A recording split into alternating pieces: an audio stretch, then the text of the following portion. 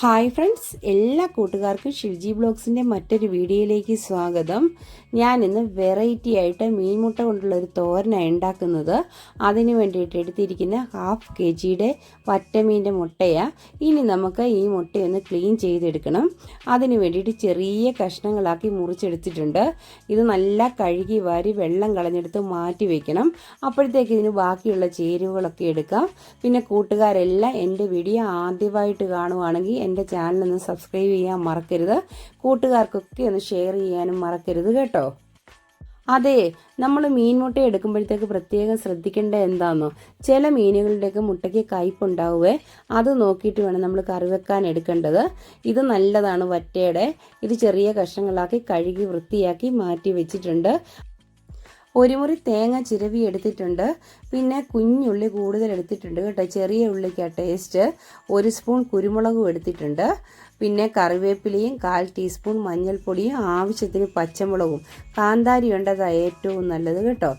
മീനിനെക്കാട്ടി ടേസ്റ്റുള്ള ഒരു സാധനമാണ് മീൻമുട്ട. നാടൻ രീതിയിൽ ഇത് ഉണ്ടാക്കുകയാണെങ്കിൽ ഉണ്ടല്ലോ, ഇത് മാത്രം മതിയേ ചോറുണ്ണാൻ.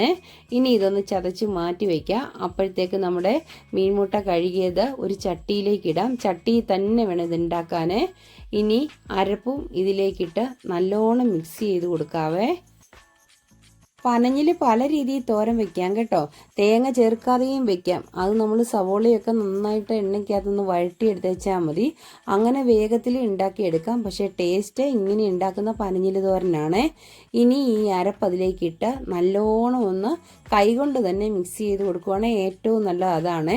എരിവിന് വേണ്ടിയിട്ട് കുറച്ചുകൂടി ഞാൻ കാശ്മീരി ചില്ലി പൗഡർ ചേർക്കുന്നുണ്ട്. കാരണം ഇതിന് നല്ല എരിവും കൂടെ വേണം, അല്ലെങ്കിൽ ഒരു മധുരം വരുവേ. അതുകൊണ്ടാണ്.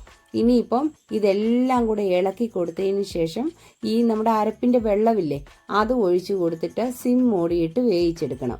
അധികം നേരമൊന്നും വേണ്ട കേട്ടോ പനഞ്ഞിൽ വേകാൻ. ഇത് നമുക്ക് ചിക്കി തോർത്തിയെടുക്കണം. ആ പാകം ആകുമ്പോഴത്തേക്ക് വേണം വാങ്ങാൻ. കാരണം ഒത്തിരി വേവൊന്നും ഇതിനില്ല. എന്നാൽ തന്നെ ഈ അരപ്പൊക്കെ പിടിച്ച് അത് പനഞ്ഞിലിൻ്റെ ആ ടേസ്റ്റൊക്കെ ശരിയായിട്ടുള്ള വരണമെങ്കിൽ ഒരു 10 മിനിറ്റ് നേരം നമ്മൾ സിം മൂടിയിട്ട് വേവിച്ചെടുക്കണേ. മീൻമുട്ടയ്ക്ക് അധികം വേവൊന്നും ഇല്ല കേട്ടോ. നമ്മൾ എന്നാലും ഈ അരപ്പൊക്കെ ഒന്ന് പിടിച്ചു വരാൻ വേണ്ടിയിട്ട് ഒരു 10 മിനിറ്റ് വേവിച്ചെടുക്കണം. മീനിൻ്റെ അത്രയും വേവില്ല. വേഗത്തിൽ നമുക്ക് ഇതുണ്ടാക്കിയെടുക്കാവേ. ഇനി ഇതെല്ലാം ഇളക്കിയതിന് ശേഷം തട്ടിപ്പൊത്തി വെച്ച് കുറച്ച് നേരം ഒന്ന് വേവിച്ച് ആ വെള്ളമൊക്കെ പറ്റിച്ച് ഉലർത്തിയെടുക്കണേ. ഇപ്പം ഞാൻ അരപ്പ് വെള്ളം കുറച്ച് ചേർത്ത് കൊടുത്തിട്ടുണ്ട്. ഇനി ഇതൊന്ന് അടച്ചു വയ്ക്കാം. ഇടയ്ക്കൊന്ന് ഇളക്കി കൊടുക്കണം, അടി പിടിക്കാതെ. ഇപ്പോൾ തിള വന്ന് തുടങ്ങിയതേ ഉള്ളൂ. പകുതി വേവായി കേട്ടോ.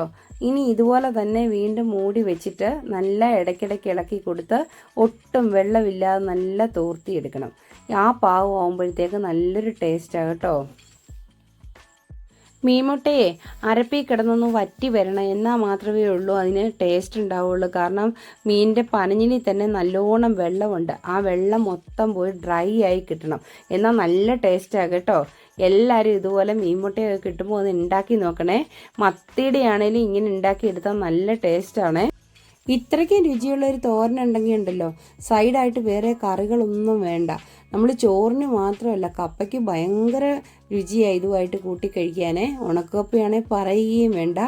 എല്ലാവരും ഇതുപോലെ പനഞ്ഞിൽ കിട്ടുന്നവർ ഉണ്ടാക്കി നോക്കിയിട്ട് അതുമായിട്ടൊന്ന് കഴിച്ചു നോക്കണേ. അപ്പോൾ അറിയാം അതിൻ്റെ ടേസ്റ്റ്. ഇനി ഒന്നുകൂടി ഉലർത്തിയെടുക്കണം. നല്ല വെള്ളം കളഞ്ഞ് ഡ്രൈ ആക്കി എടുക്കണം. ഒന്നുകൂടി അടച്ചു വെച്ച് നമുക്ക് വറ്റിച്ചെടുക്കാവേ.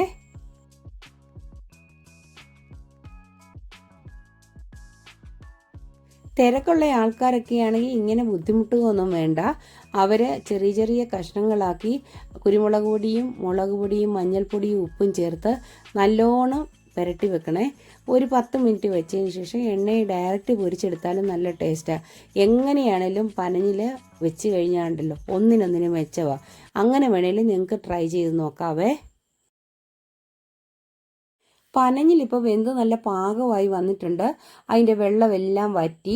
ഇനി ഒന്നുകൂടി ഇളക്കിയിട്ട് ആ കളറൊന്ന് ചേഞ്ചായി തുടങ്ങി, കണ്ടില്ലേ. ഇനി അതിലേക്ക് ഞാൻ ചേർക്കുന്നത് കറിവേപ്പിലയും പച്ച വെളിച്ചെണ്ണയുമാണ്. പച്ച വെളിച്ചെണ്ണ ചേർത്താൽ നല്ലൊരു ടേസ്റ്റാണ് കേട്ടോ. ഇനി പച്ച വെളിച്ചെണ്ണയും കറിവേപ്പിലയും ചേർത്തതിന് ശേഷം നമുക്കിത് വാങ്ങാം. ഇപ്പോൾ ഒട്ടും വെള്ളമൊന്നുമില്ല, നല്ല ഡ്രൈ ആയി കിട്ടിയിട്ടുണ്ട്. ഈ പാകത്തിലാണ് ഞാൻ എണ്ണ ചേർത്ത് കൊടുക്കുന്നത്. സ്വാദിഷ്ടമായ പനഞ്ഞില് തോരൻ ഇവിടെ റെഡി ആയിട്ടുണ്ട്. ഇത് കൂട്ടിക്കഴിക്കാൻ കപ്പയോ ചോറോ അപ്പമോ എന്തിൻ്റെ കൂടെ വേണേലും നമുക്ക് കഴിക്കാം കേട്ടോ.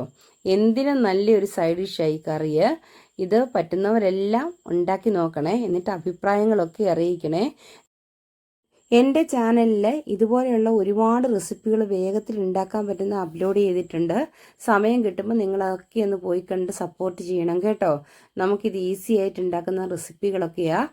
അതുപോലെ തന്നെ ഞാൻ ഇതിലും നല്ലൊരു വീഡിയോ വരുന്നതായിരിക്കും. നെക്സ്റ്റ് വീഡിയോയിൽ കാണുന്നവരെ okay bye. Thanks for watching.